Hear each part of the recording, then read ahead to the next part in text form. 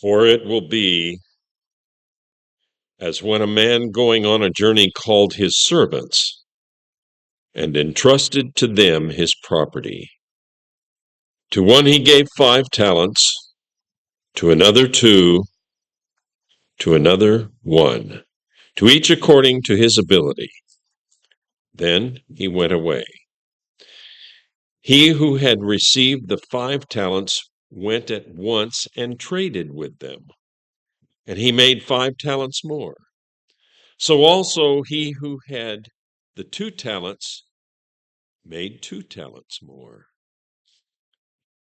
But he who had received the 1 talent went and dug in the ground and hid his master's money. Now after a long time, the master of those servants came and settled accounts with them. From the book of Matthew, chapter 25, verses 14 through 19.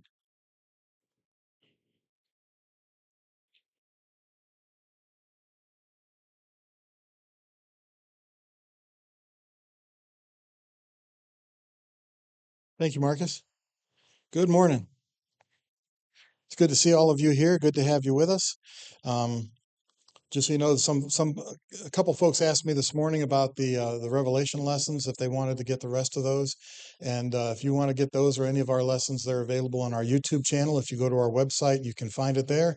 If you go to YouTube and you type in Great Smoky Mountains Church of Christ, it'll come up and show you a link to our YouTube channel, and all of our classes, all of our sermons are there if you'd like to get the rest of those lessons. We've been looking at the parables of Jesus in a series on Sunday morning. And as we look at this particular parable, as we talk about the parable of the talents, we find that it's in a section here that really begins all the way back in Matthew chapter 24. At the beginning of Matthew chapter 24, the disciples see the temple and they see the beauty of the temple, and they're marveling about how beautiful the temple is to Jesus. And he says, I tell you that not a stone is going to be left on top of another, that this magnificent place that you're marveling at is going to be destroyed. And they want to know when that's going to be and what are the signs of his coming and when is going to be the end of the age. And they ask 3 questions there. And Jesus is going to take his time in answering those 3 questions. He starts off, and really they all have to do with preparation when you think about it. All of the lessons that he's going to give from Matthew chapter 24 through Matthew chapter 25 have to do with preparation and being prepared. Because AD 70 is going to come, and the Romans are going to come in and they're going to destroy the temple in AD 70, and they've got to be ready for that. And there are going to be some signs for that. And when they see those signs, they need to get out of Dodge. And so he's not talking about the end of time, because if he's talking about the end of time when this world and everything's going to be burned up, what good would it do to you to flee into the hills? What good would it do to you to flee from Jerusalem? It wouldn't matter where you go or where you hid if he's talking about the end of time. But we see up through verse 35 of Matthew chapter 24, he's talking about what's going to happen in AD 70. And so when you see the signs, when you see these things happening, when you see the Roman army about to encircle Jerusalem and lay siege to it, you need to heed the warnings, and you need to be prepared, and you need to get out of town. And then he gives a series of parables, or he gives a series of lessons on being ready for the end of time. And he starts off talking about those in the days of Noah. They're going to be folks that are going to be like they were in Noah's time when the flood came. They had no warning that anything was going to happen, and they had not made any preparation whatsoever. And so he talks about there's going to be some folks at the end of time who have made no preparation. But then he tells a parable about 2 servants.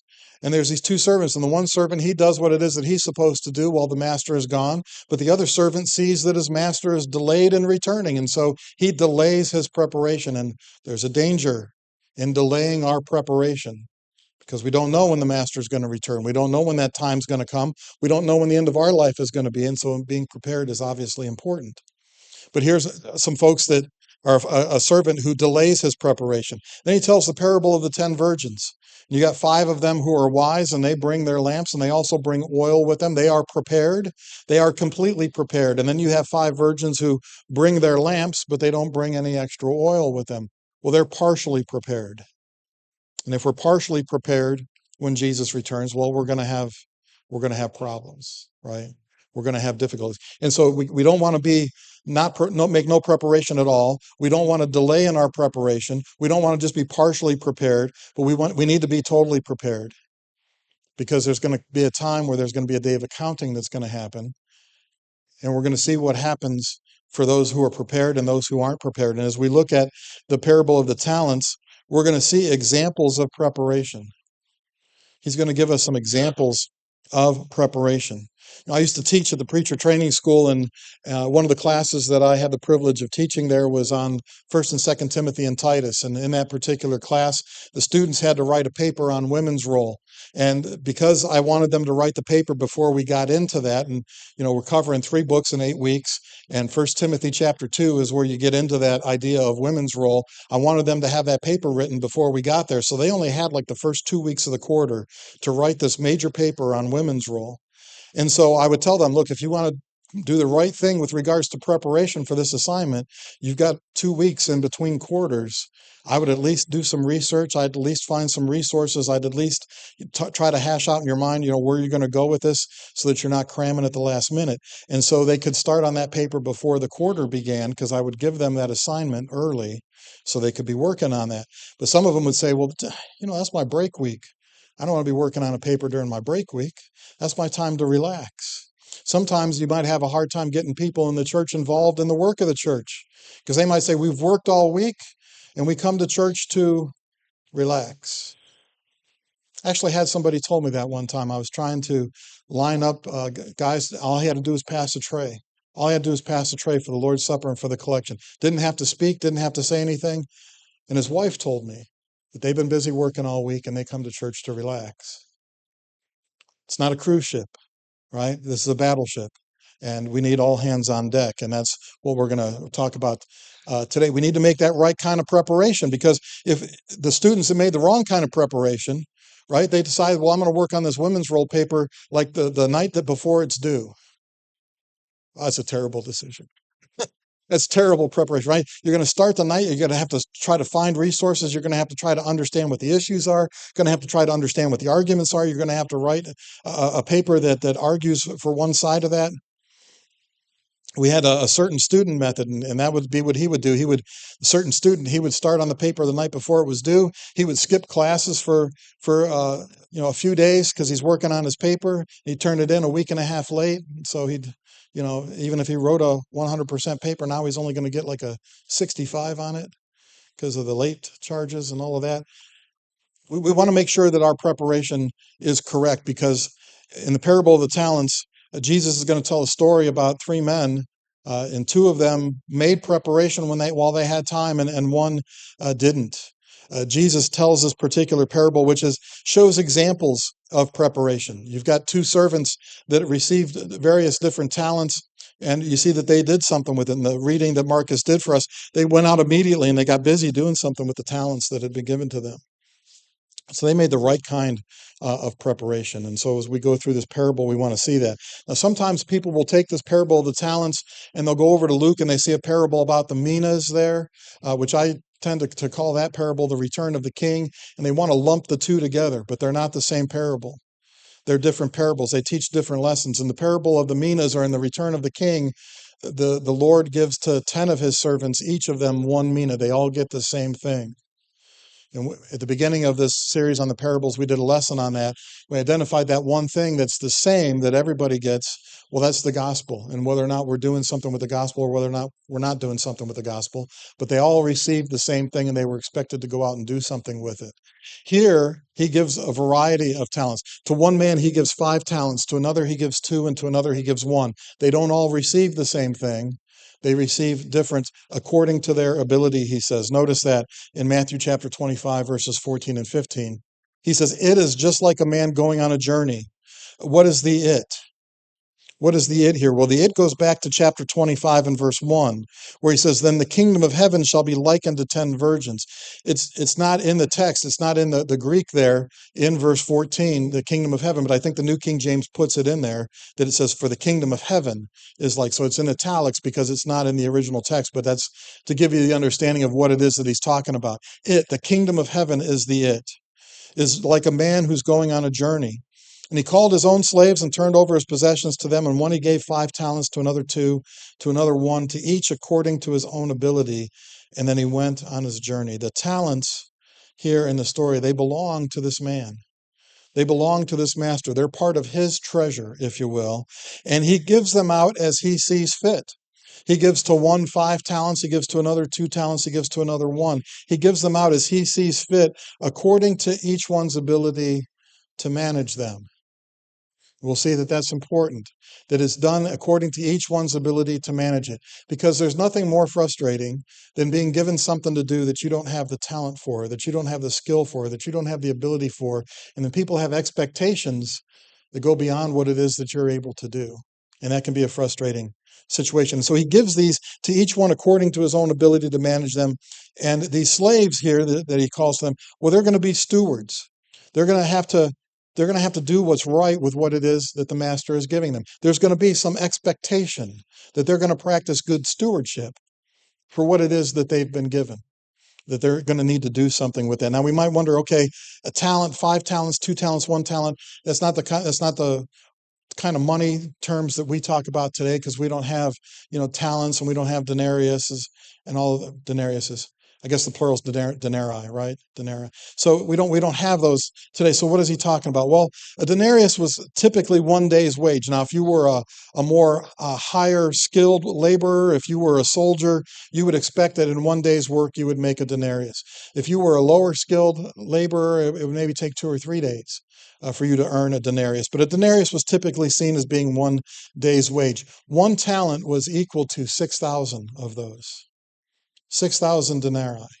And so if you were given 1 talent, if you were given that would, if you were a soldier, if you were a skilled laborer, that would equal 20 years worth of wages. So you say, well, the 1 talent man, he only got 1 talent. That 1 talent is the equivalent of 20 years of wages. That's a significant amount of money. The one who received 2 talents, that would be the equivalent of 40 years of wages. I'm going to start work when I'm 40. I'm going to quit when I'm 60. You give me 40 years of wages, I'm done. I can retire at 20, right? Imagine that.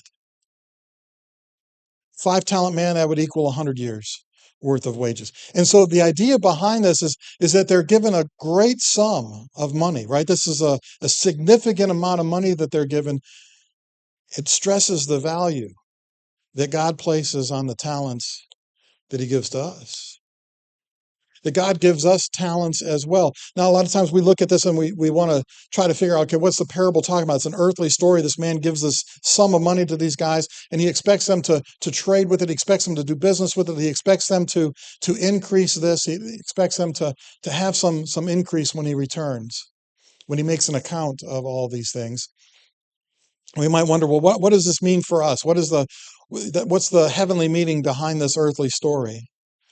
Well, we start thinking about what is it that God has given to us.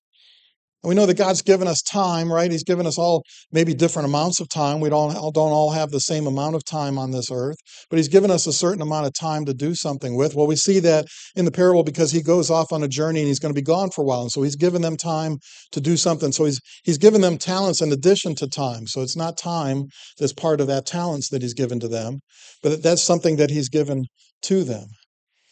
God gives us wealth. He gives us the sustenance that we have to live on, right? If you seek first the kingdom of heaven, all these things will be added to you. God takes care of those. Now we've got to put in the effort, right? We got to put in the elbow grease and we got to get busy and do things. But we know that everything that we have comes from God. And so if we think in terms of monetary, yeah, we do all have maybe different financial levels that we're at and things that we can do with our money. And that's certainly part of this. But when we think about talents that God has given, there's certain abilities that God has given to us that maybe we have a different ability than somebody else has. Maybe somebody else has a different ability than what it is that we have.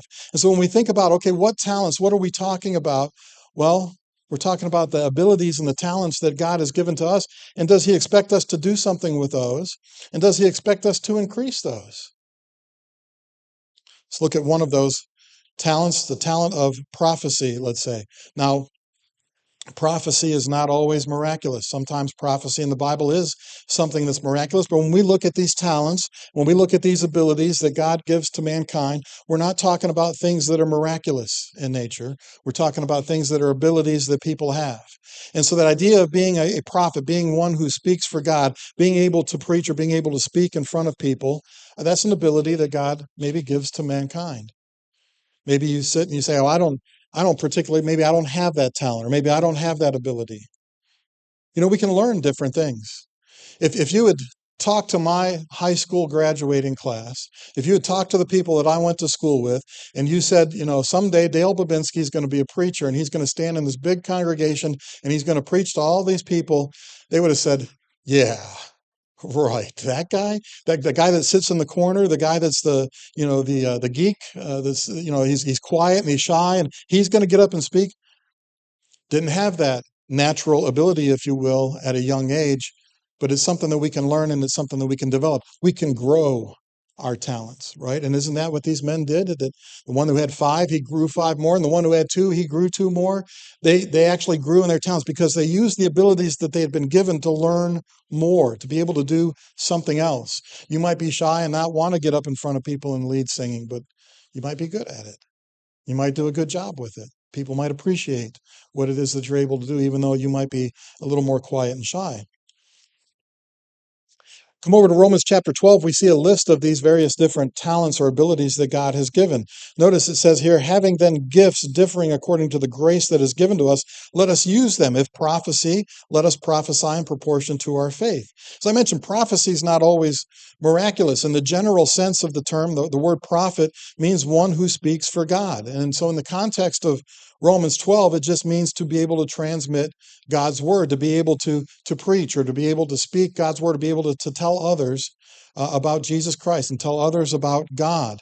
When you look at the list that's given here in Romans chapter 12, these are not miraculous gifts of the Spirit. These are talents or abilities that God gives to mankind. Now, he refers to them as gifts, right? And in Ephesians chapter 4, we see that he's given gifts to the church. He's given some to be apostles and some to be evangelists and some to be pastors and teachers, right? He's given gifts to the church. Not everybody's an apostle, right? Those were guys that were selected, handpicked by Jesus to be apostles. But those that are evangelists, they're still around. That's not a spiritual gift to be able to speak or to preach God's word. To be an elder or to be a teacher doesn't mean that you've got some sort of miraculous ability there. So we're not talking about spiritual manifestations like you find in 1 Corinthians chapter 12, where you've got a list of 9 miraculous gifts, folks that spoke in tongues and folks that discerned spirits and folks that prophesied and all of those things that are miraculous in nature. These are not miraculous in nature. These are just abilities that God has given to men. And so you find this list here in Romans 12, beginning in verse 6. And so the idea of being a prophet is one who speaks for God. Can we all not do that? Maybe we all can't do that publicly up here, but can we all not be spokesmen or spokeswomen for God to be able to speak to others and tell them about the Jesus who died on the cross for our sins? Just like Aaron was to be Moses' mouthpiece, right? Moses said, "I don't speak well. You need to send somebody else." And God says, "Well, here's Aaron, your brother. He speaks well. He will be your mouthpiece." And if you go back to Exodus 7, the Lord said to Moses, "See, I have made you as God to Pharaoh, and Aaron, your brother, shall be your prophet. You shall speak all that I command you, and Aaron, your brother, shall tell Pharaoh to send the children of Israel out of his land." Aaron was going to be Moses' prophet because Moses was shy and Moses was meek and Moses didn't want to be the one to try to think on his feet of the right words to say. And so Aaron was to be his prophet. We might say, some have been given an ability to speak well. And if I could do George W. Bush's voice, I'd say others might not talk so good. Not everybody has that ability, right? But we can develop that. We can work on that. We can learn that. We can train ourselves. We can gain that particular talent if we want to. And when we talk about being prophets, being spokesmen for God, preachers had better be prophets of God. They had better be spokesmen of God and not spokesmen for themselves. They should not be prophets of themselves. He goes on to say then that having these gifts differing according to the grace that is given to us, we all have different abilities, we all have different skills, we all have different talents that is given to us. Let us use them. Let us use them. Right? If prophecy, let us prophesy in proportion to our faith. He goes on to say, or ministry, and here's the list. Let us use it in our ministering. He who teaches in teaching, he who exhorts in exhortation, he who gives with liberality, he who leads with diligence, he who shows mercy with cheerfulness. And so you've got this list of 7 things, this list of 7 talents. And so we think about, okay, what talents has God given to us? Well, here, Paul says to the Romans, here's the talents that you've been given. Here's the abilities that you've been given. You need to use those for the church. You need to use those for the Lord. You need to make use of what God has given to us. And so we talk about ministry, right? That idea of ministry or service, right? Serving others is a talent. Serving others is an ability, because in order to serve others, you've got to get control over yourself, don't you? You've got to humble yourself in order to serve others. You can't have a me first attitude. If you've got a me first attitude, you're going to have a hard time serving others, because you want to be taken care of first. You want to take care of, right? Me, myself, and I, or you want to take care of numero uno, right? Take care of yourself first. And if you've got that kind of attitude, it's going to be very hard to serve others, because you got to put yourself in the back seat, right? You got to put yourself on the back burner. It can't all be about you and your needs or your wants. You can't be lazy. If you're going to be in service to others, if you're going to be in ministry to others, you can't be lazy. You can't serve others from your lazy boy recliner. Not going to help anybody to do that. And so we can't be lazy. We can't be me first. We've got to have some humility there. There takes some ability. There takes some talent there to be able to serve others. Some people are really good at that. Teaching is different than preaching. A lot of times people will lump those together, preaching and teaching. They just think that it's the same, and it's not necessarily the same thing. In preaching, there's an exhortation for people to apply the things that are in God's word to their life. Now, there certainly ought to be application in the things that we teach as well, but teaching's a little bit different. Teaching's a different animal. You use different skills in teaching. You need to be able to listen when you're teaching. If I said I needed to listen while I'm preaching this morning, I'm not getting a whole lot of ideas from you, right? Because it's time for you all to be quiet and for me to speak. But in class, everybody can participate, right? And so teacher can ask questions, and the teacher can get responses, and the teacher can know from those responses, or hopefully know from those responses, is what I'm teaching getting through? Are you actually understanding what it is that I'm talking about? We can utilize that, right? To ask questions, to get answers, to have that interaction back and forth, to say, okay, yeah, they've understood that point, I can move on. Or no, they haven't understood that. Maybe I need to explain it in a different way. Maybe I need to come around about this from a different angle. So there are different skills that you use. There are different abilities that you use when you're teaching from when it is that you're preaching. Now, some folks, they may not be very good at teaching in a public forum with a lot of people. They may be that quiet, shy type that just hasn't mastered that skill of speaking in front of people. When they ask people what it is that they're most afraid of, death comes in at number 2 on that list. What comes in at number 1? Public speaking. So I guess if you're at a funeral, it's better for you to be in the casket than delivering the eulogy. But people are afraid of that. Some people may not be very good teaching a group of people. I knew an elder one time, wasn't very good at teaching a group of people, but you know what? He was very good at teaching people one-on-one and sitting down and sharing the gospel with them, right? And so that ability to teach, being able to convey ideas and understanding, it takes a little bit of skill in order to be able to do that. It takes a little bit of ability. It takes a little bit of talent, because not everyone who knows how to do something can teach someone else how to do that. You have to think about, okay, one of the things that people have a lot of times is the curse of knowledge. I know, how to change the spark plugs on my Mini Cooper. But if I'm explaining it to somebody else, right, because I know which wrench to use and I know which wires to take off. Well, if I'm telling somebody that's never done that before, I have a curse of knowledge because I know how to do it. And so I may explain it in a way that makes perfect sense to me because I know how to do it. But they don't know how to do it. I may have to explain some more things to them. And so teaching takes patience, and that's a skill in and of itself. Exhortation or comforting. That's a skill. That's a talent that some people have. Some have an ability to be able to comfort and to exhort and to encourage others. Some people are better at that than others are. Some people maybe are not as encouraging as other people are. Usually when a child, and I've used this illustration before, so some of you have heard it, when a child gets injured, who do they run to? They run to mama, right? They get hurt, they fall down, they skin their knee, they run to mama. Why? Because mama's going to kiss their boo-boo, right? Mama's going to put a Band-Aid on that. Mama's going to show sympathy, so the child can go to mama and cry, and mama's going to, well, why don't they go to dad? Because dad's going to say, that didn't hurt. Right? Just rub some dirt on that. Get back in the game. What are you doing? Right? They're not going to get that kind of sympathy from dad. So they'll run to mama, because typically mama's going to be better at that than dad is, usually. But there are some folks that are just better at encouragement than others. There's some people that have that talent, some people that have that ability. Barnabas in the Bible was one of those characters that had that ability to be able to encourage others, right? We see him in Acts chapter 4 and verse 36. It says, Joses, who was also named Barnabas by the apostles, they gave him a nickname because of how he was and what his personality was like. It says, which is translated son of encouragement. He was such an encouragement to them that they gave him that nickname, Barnabas, because he was very good at that. He was a Levite of the country of Cyprus. And so here's Barnabas, and he's that kind of person. He's that kind of encouraging person. And so when you get over to Acts chapter 9, and Paul has been converted, right? Saul of Tarsus has been converted, and he's become a Christian. And he finally, after 3 years, he comes down to Jerusalem, and it says the disciples didn't want to greet him. Right? The disciples didn't want to talk with him. The disciples didn't want to be in fellowship with him because they remembered him persecuting the church. And it's like, I know who that guy is. I'm not getting too close to him because I don't want him to know too much about me because I know what he's done. But Barnabas went and he put his arm around Paul and he brought him to the brethren and he spoke for him on his behalf. What if Barnabas hadn't done that? Did you ever wonder, what if? Would Paul have said, well, these people don't want to receive me. They don't want to accept me. They're being very hard. Maybe I was right in the first place in persecuting them.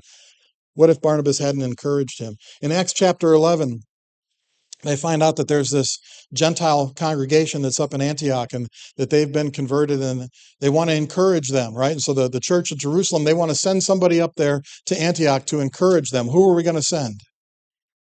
They send Barnabas. Why? Because he's a son of encouragement. We want to encourage those brothers. And so he goes to Antioch and he encourages them. And after he encourages them, what happened to the church there in Antioch? It grew. It multiplied. It got to where he needed more help. And so where did he go? He went and he got Paul. Right? He went and got Paul. And said, Paul, I need you to come over here with me to Antioch. These folks, we need help. The church is growing. In the midst of encouragement, the church grew. They sent Barnabas. That's a talent. Some people have a talent for giving. Some people have been blessed with material wealth. And we've talked about it in some of the lessons before. Material wealth can be a great snare to us, right? It can be a tremendous obstacle to overcome. It can be a difficult thing that we start to rely on those material goods and we start to rely on that wealth rather than relying upon the Lord. But it takes a good heart to be able to give sacrificially. Not everybody is able to do that. To be able to use their wealth for the kingdom rather than using it for themselves. Not everyone has that ability to be generous in their giving. We should all try to cultivate that. We should all want that, to be generous in our giving and in helping of others. But that's, again, some talent, that's some ability that maybe we've got to work at. In Acts chapter 5, we come across a certain man named Ananias with Sapphira, his wife. They sold a possession. Nothing wrong with that. He kept back part of the proceeds. Nothing wrong with that. His wife also being aware of it and brought a certain part of it and laid it at the apostles' feet. Nothing wrong with them selling a possession that they had and keeping some of the wealth for themselves.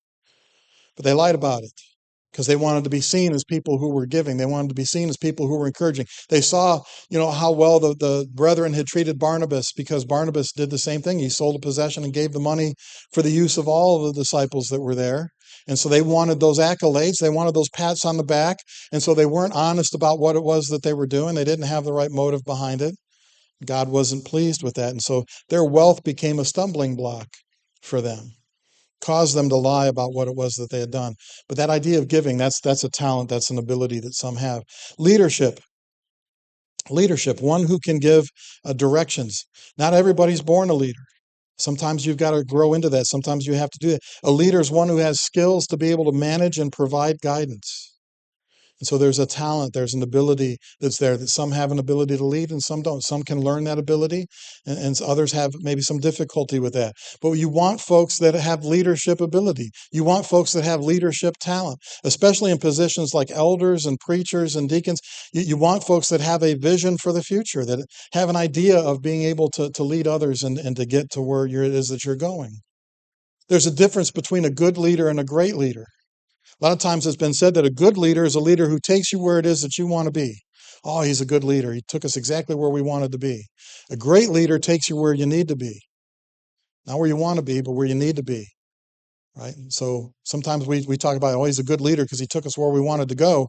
But a great leader is going to take you where it is that you need to be. Some people have that talent. That's a gift that's been given by God. That's a talent or an ability. The ability to be merciful, right? To be merciful, to be gracious to others, to be able to perform deeds of kindness to others, to help lift up others in their time of need when they've got something that is troubling them, or they've got something that's ailing them, or they got something that's holding them back, and you can do something, and you can show an act of kindness in order to help them in their day. Helping to lift others in a time of need is a talent, it's an ability, it's something that God has given to us. And if we don't have that, we can work on acquiring any of these talents. We can work on acquiring these and making them part of us. We can add these things to ourselves, and we can use the talents and the abilities that we already have for the benefit of the church. In James chapter 1, verse 27, James says, pure and undefiled religion before God and the Father is this, to visit orphans and widows in their trouble and to keep oneself unspotted from the world. And so some people have that talent, they have that ability to be merciful, to be gracious, to help lift up others when it is that they need that. And so when we look at this list of talents, when we look at this list of abilities, these 7 things, every congregation needs all of these talents. Every congregation needs all of these talents. They need somebody who's proclaiming the word, right? That's preaching the word, that's speaking for God, that's in God's word and not speaking for themselves. That they're doing ministry, they're serving others, they're teaching others, they're giving exhortation, right? They're giving encouragement. It could be maybe that you make a phone call or that you send a card to somebody, but that encourages them, right? All of those things. Every congregation needs all of these talents. And just try to figure out something, try to name something that the church needs that isn't on this list.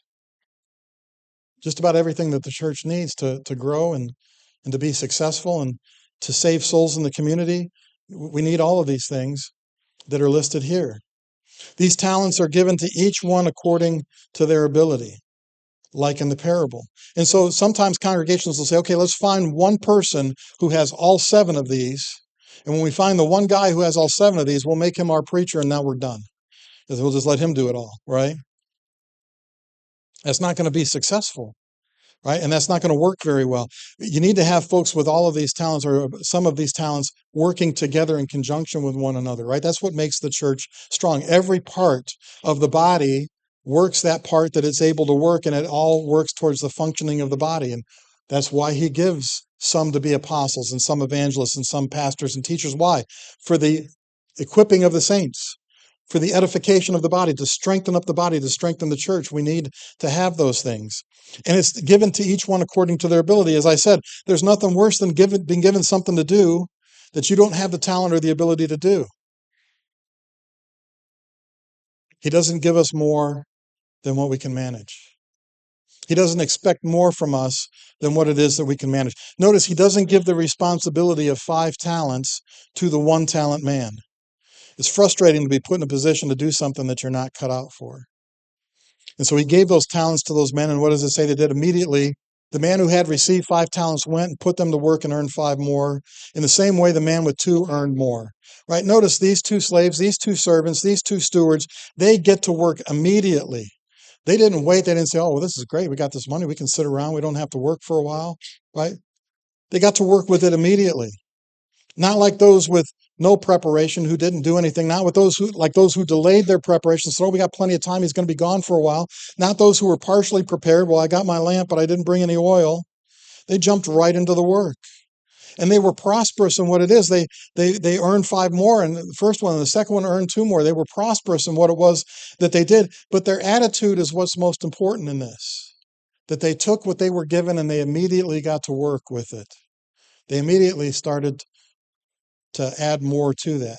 They immediately started to do something with what the Lord did. We might wonder sometimes, well, why is it that we don't use our talents sometimes for the Lord? Why is it that we don't use our abilities sometimes for the Lord? Why aren't we doing more of that ourselves? And sometimes I wonder if it's that old green-eyed monster. Right? Sometimes it could be that old green-eyed monster of jealousy. Too often times we worry about what others have been given. Well, why does he get to do that and I don't get to do that? Or why does she get to take care of that, but I don't get to take care of that? Why? We need to be using the talents that we have and not worried about what other folks have or what other folks are able to do, what other folks are allowed to do. We need to use what it is that we have. I heard a story one time about folks. They were having a gospel meeting or a lectureship. I don't remember which it was. And the gentleman was going around and he was asking different people if they would lead prayer, before service or after service. And he came to one guy and he said, "Yeah, I'm looking for people for prayer. Would you be willing to do either the opening or the closing prayer?" And the guy told him, he says, "Well, I don't want to do closing prayer. I only want to do opening prayer." He says, "Well, what's the difference?" He says, "Well, in the closing prayer, you don't get to sit in the little chair in front." Right? He wanted he wanted everybody to see him sitting in a little chair up front. So he only wanted to do the opening prayer. Is that somebody that's using their talent for God, or are they that idea of jealousy? If we're jealous because someone else has more than we do, or somebody else has more ability than we do, or somebody else is allowed to do more than we do, the result is that we do nothing with what it is that we have sometimes. Because we get stubborn. Right? Those first two servants, they weren't concerned about what the others have. The man with 2 talents didn't say, "Hey, how come I didn't get 5?" Right? He immediately went to work with the 2 that he had been given, right? Sometimes people will say, "Well, they're paying me a subpar wage, and since they're paying me a subpar wage, I'm going to do a subpar job." You agreed to the wage, right? And you took the job. You ought to you ought to use your talents, you ought to use your abilities, use what it is that God has given to you. The 2, they went out, they gained more. They gained more talents, they gained more souls, they gained more workers for the Lord. But it said, he who had received the one went and dug in the ground and hid his Lord's money. After a long time, the Lord of those servants came and settled accounts with them. He did nothing with what the Lord had given him. He took his talent, he took his ability, he took the thing that he could do, and he buried it in the ground and didn't make use of it at all. And after a long time, there's a day of reckoning that comes. There's a day of judgment that comes. And we read about that in the parable in verses 20 through 30. He says, he who had received the 5 came and brought 5 other talents, saying, "Lord, you delivered to me 5 talents. Look, I have gained 5 more talents besides them." His Lord said to him, "Well done, good and faithful servant. You were faithful over a few things. I will make you ruler over many things. Enter into the joy of your Lord." He also, who had received 2 talents, came and said, "Lord, you delivered to me 2 talents. Look, I've gained 2 more talents beside them." His Lord said to him, "Well done, good and faithful servant. You have been faithful over a few things. I will make you ruler over many things. Enter into the joy of your Lord." Notice, the reward for both of them was the same. Didn't matter. Okay, you had 5 and you gained 5 more. You got 10. You had 2 and you gained 2 more. Now you got 4. The reward for both of them is they did the best that they could with what it was that they had. And they both got the same reward. They both were rewarded by the Lord, the Master, when he came and enter into the joy of your Lord. That's representational of them going to heaven. Because why? Because they did the best that they can. He didn't require the man with 2 talents to gain 5, to be equal to. It's just do the best with what it is that you've been given. And they both did that. Then he who had received the 1 talent came and said, "Lord, I knew you to be a hard man, reaping where you have not sown and gathering where you have not scattered seed." First 2, they made a good reckoning. They were rewarded because they did the best with what they could. That's all the Lord asks from us. The 1 talent man, he does not make a good reckoning. Why? He took his talent and he did nothing with what it was that the Lord gave him. Did nothing with what it was that the Master had gave him. And so that maybe is a question for us to think about. Are we burying our talent in the ground, or are we using it for the Lord? I've seen people that are teachers in society that don't want to teach in the church. Say, "Oh, I've been teaching all week. I don't want to do that on Sunday." I've seen people that were great singers that said, I don't want to lead singing. I don't want to sing in the church. Somebody might hear me." Isn't that the point? Why is it that we're singing? To teach and admonish one another in songs and hymns, to teach and admonish one another. The point is for our voice to be heard in the singing.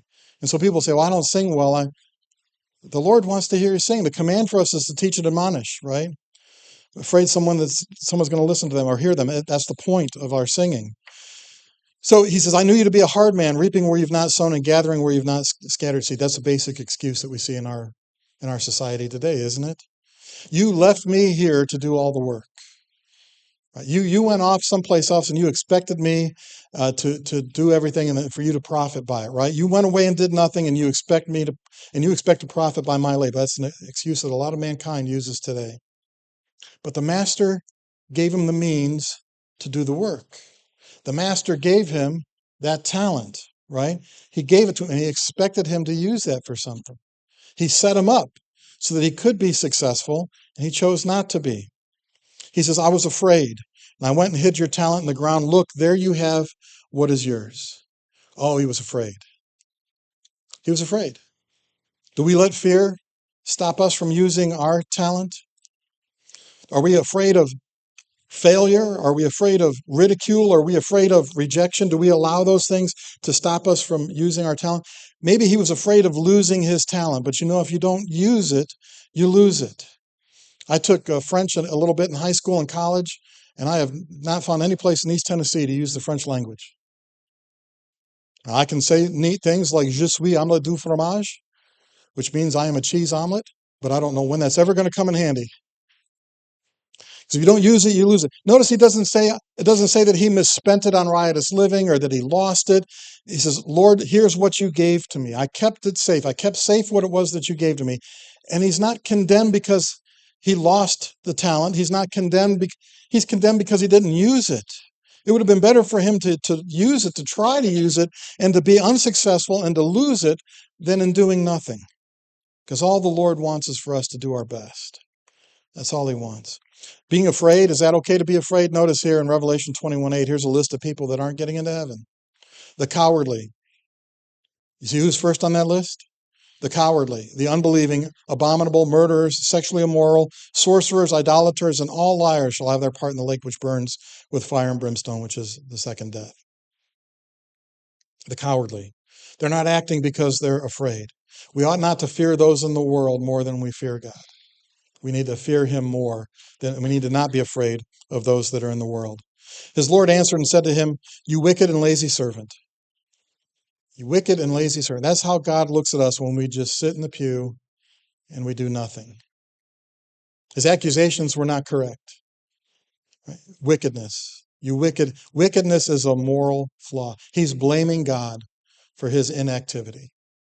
God has given something to all of us. There's something that all of us can do. And as we conclude this lesson, notice there was not a no talent man, because everyone's been given something. There wasn't a person in the parable who was given no talents. Everybody's got something that they can do. All of us have some talent that we can use for the Lord. We need to find something to do for the Lord and for his church and to use the talents and the abilities that God has given to us. Because if we don't, we're going to be with that unprofitable servant cast into the outer darkness where there's weeping and gnashing of teeth. Let us not be guilty of being unprofitable for the Lord. Let us use our talents in this kingdom so that we will be prepared, right? So that we'll be ready for when that day comes. Never let us bury our talents in the ground. And so as this parable kind of wraps up what Jesus is talking about here, he's going to go on in Matthew 25 to talk about what Judgment Day is going to be like in the separation of the sheep from the goats. What side do you want to be on? Like the Boy Scouts say, you need to be prepared. We need to always be prepared. And if you're not prepared this morning to meet your Lord, either because today's your last day or Jesus returns, you need to fix that. If you've not been baptized for the remission of your sins, you need to fix that. If you've not been walking in a way that the Lord says that here's the way I want you to go, you need to fix that. If we can help you in any way, we invite you to come to the front as we stand with Brian at this time as we sing.